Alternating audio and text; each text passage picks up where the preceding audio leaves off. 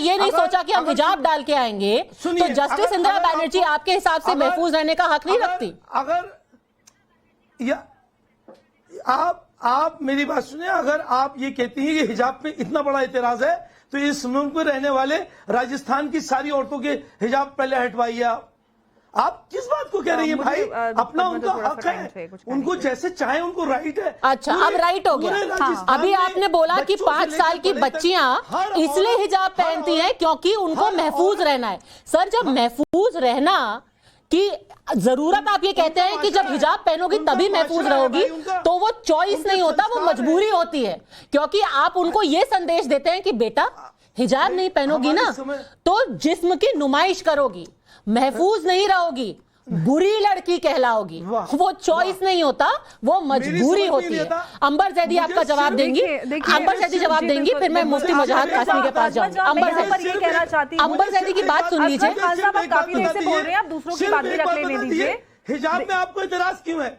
मुझे हिजाब से किसी को इतराज नहीं है। आप मेरी बात भी सुन लीजिए, आप काफी देर से अपनी बात रख रहे हैं। देखिए पद्मजा, जब बात आती है ना, जब ये लोग घूंघट और हिजाब को ये फॉल्स इक्विवेलेंस करने की कोशिश करते हैं, तो सबसे पहली बात, आप भारत की सबसे संस्कृति की आपने सबसे स्टार्टिंग में बात की थी। भारत की संस्कृति ना तो हिजाब रही हो ना ही घूंघट रही है। घूंघट भी जो आक्रांता थे उनकी देन है भारत में, लेकिन हिंदू समाज में उसके ऊपर बात होती है और उसको धीरे धीरे निष्कासित किया जा रहा है। लेकिन हिजाब को भारत में लागू किया जा रहा है। हिजाब भारत की सभ्यता का, कल्चर का हिस्सा नहीं है। ये मेसोपोटामिया, इजिप्ट, ईरान, अरब में मिलता है। तो आप जब भारत की संस्कृति की बात करते हैं तो हिजाब और बुर्के की बात ना करें। आप मोडेस्टी की बात कर सकते हैं, कुरान मोडेस्टी की बात करता है, जिस्म ढकने की बात करता है, टैन तोड़कर चलने की बात नहीं करता। अगर आप जितना जिस्म ढकने का हुक्म मर्दों के लिए उतना ही औरतों के लिए, तो आप भी पहनेंगे जो वहां पे अरबी तो पहन के घूमते और सर पे रुमाल ओढ़ते हैं, पहनेंगे आप?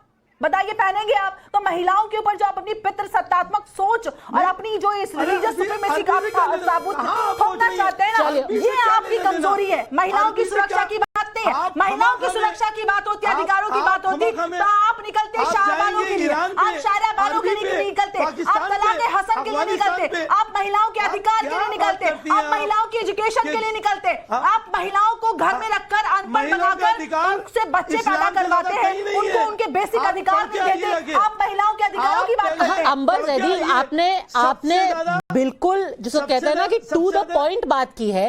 ये वही लोग हैं जब ट्रिपल तलाक, इंस्टेंट ट्रिपल तलाक को खत्म किया जा रहा था तो कहते हैं तुम्हारा हक है, तब महिलाएं कैसे महफूज रहेंगी किसी ने नहीं सोचा। जब शाहबानों को महज कुछ रुपयों का जो कोर्ट से ऑर्डर मिला था उसको खत्म कर दिया गया, 3 लाख से ज्यादा लोग किसी ने मुंह नहीं खोला। आज सब कह रहे हैं कि भाई आपको महफूज रहना है तो हिजाब पहनिए।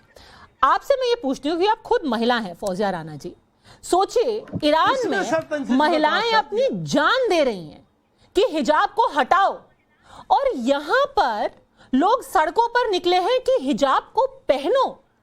ये तो समझ में ही नहीं आता, है तो सोच के परे है कि आखिर ये कैसी सोच है जो आपको कह रही है कि नहीं पर्दे में जाओ, पर्दे में जाओ। किस तरीके की सोच है ये फौजिया जी?